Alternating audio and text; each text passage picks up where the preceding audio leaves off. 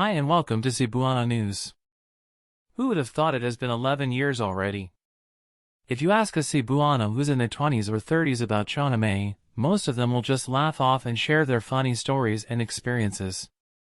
Tsunami emerged on the day Cebu was shocked by a 6.9 magnitude earthquake, one of the strongest shocks ever, on February 6, 2012.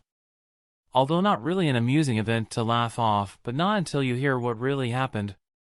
It all began when some people misheard and misinterpreted the name of Tsunami, which sounds like tsunami.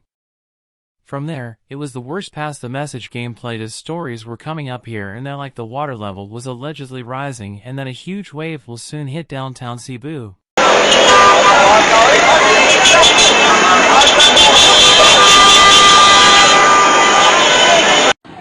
Because it was literally one of the strongest earthquakes in Cebu, and the island is geographically surrounded by waters, other people basically connected the dots and thought a tsunami would come thereafter. But hey, the earthquake happened in broad daylight in the middle of school or office hours, so maybe, just maybe, they did not have time to check the news immediately. So people started running on the streets.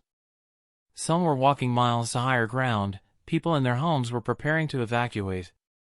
The screams, the last calls to their loved ones, seemed like total chaos. And all that just because someone was calling out for their daughter Chona. And eventually, people figured there was really no tsunami happening.